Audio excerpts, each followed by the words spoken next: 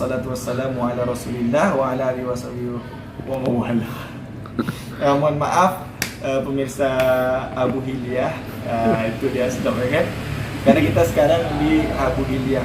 Di sini kita sudah hadir salah satu narasumber penting kita. InsyaAllah bersama dengan kita Al-Hajj Irsan Saputra. Sihat Ustaz ya? Alhamdulillah. Alhamdulillah.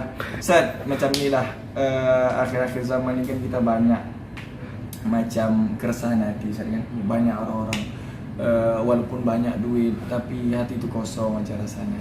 Mungkin boleh pada kesempatan ini kan penting betul Ustaz. Betul. Sebab kita kan realita nih hidup ni kan, bukan macam nak cakap kita hidup ni kamuflase. Tentu kita nak rasakan betul-betul tak kita bahagia. Mungkin boleh Ustaz ambil petikan entah satu atau dua hadis gitu kan, berbagi, share sama kami ini kan yang butuh tunjuk ajar lah Ustaz kan. Mungkin boleh Ustaz, apa Ustaz nak pilih Ustaz boleh. Lepas tu apa nak Ustaz jelaskan Ustaz boleh pilih. Nanti kami insya-Allah minta nasihat lah. Sila Ustaz. Apa kira-kira Ustaz? Karena Ustaz ni apa kan, ikut pendidikan kadar ulama gitu. Apa yang kita risaukan lagi? Hidup ni kan kalau kita nak jadi orang alim itu kan, dia bercermin lah daripada orang-orang alim terdahulu gitu. Kalau satu petikan tu sebenarnya ada petikan daripada kitab ini. Ada kata Imam Ghazali, Imam Ghazali menuliskan satu hadis di dalam kitab Ihya Ulumuddin, afdhalun nasi, seelok-elok manusia, al-mu'minu adalah orang yang beriman kepada Allah. Dan tak cukup beriman aja, kemudian al-alimu, orang alim.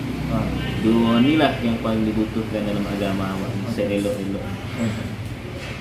Apa orang alim itu? Allazi inihtija, ketika dia tu dibutuhkan.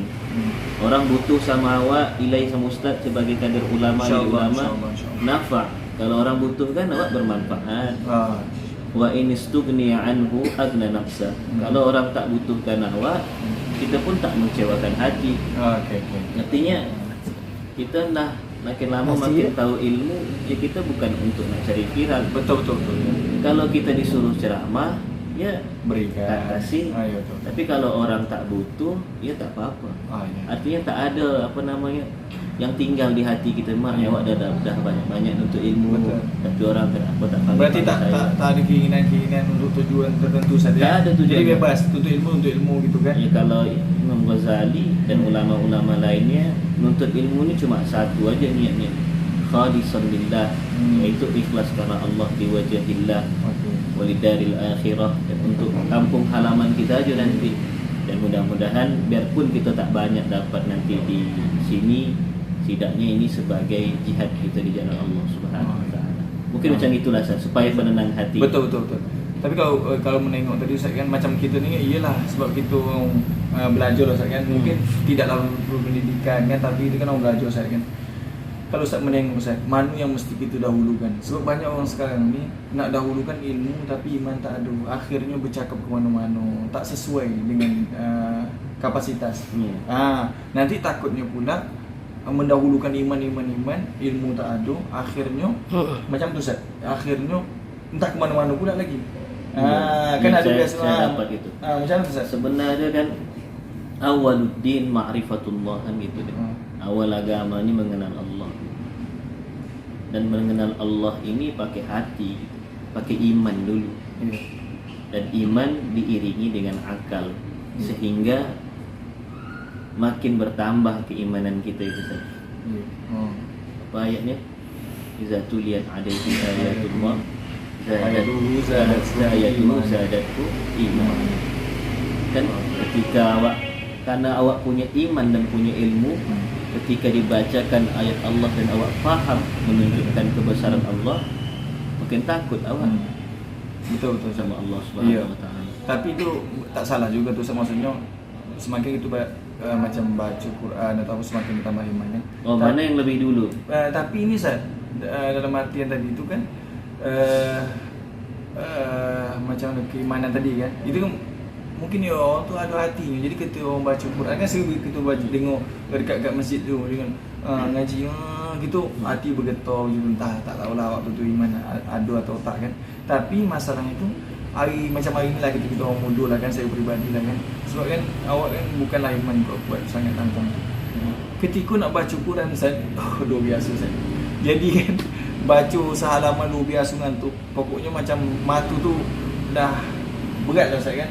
Macam mana mungkin saran Ustaz, sebab kalau kita main HP, dari habis isyak tu kan nonton YouTube, boleh tahan sampai subuh. Mungkin Ustaz boleh berikan share, sebab ini penting untuk generasi muda Ustaz. Sebab macam telematika lah saya kata kan, sosmed atau kemudahan-kemudahan dalam berinteraksi itu sekarang orang ni yang dapatkan. Kalau saya pribadi lah, ingat satu hadis lah tentang masalah Quran ni, biarpun awak belum dalam masalah Quran. Betul. Ada hadis Sahih Muslim, kata Rasulullah itu, al-mahiru bil Quran ma'a safaratin kiramin bararah walladzina yatata'dahu ajran. Kata Rasul itu orang yang mahir macam ustaz, dapat tafsirnya, dapat bahasa Inggrisnya, hafiz lagi, insya-Allah nanti dibangkitkan sama malaikat-malaikat Allah yang luar biasa, yang mulia. Amin ya Allah. Sedangkan Rasulullah sampaikan yang tak bisa pun jangan berkecil hati. Walladzina yatata'da, orang yang terbata-bata baca dia belum lurus, ya tetap usaha. Kadang lidah orang tua kita macam kita, tetap mendapatkan pahala. Ada kata Imam Nawawi syarah Sahih Muslim itu, belajar itu yang pertama, kenapa dia dapat 2 pahala? Pahala pertama dia itu ya karena dia mau baca Quran, yang kedua karena dia nak usaha baca Quran. Usaha. Jadi Allah itu pun tak pernah menyia-nyiakan awak kan. Mudah-mudahan awak pun tak tersia-siakan di sini. Amin.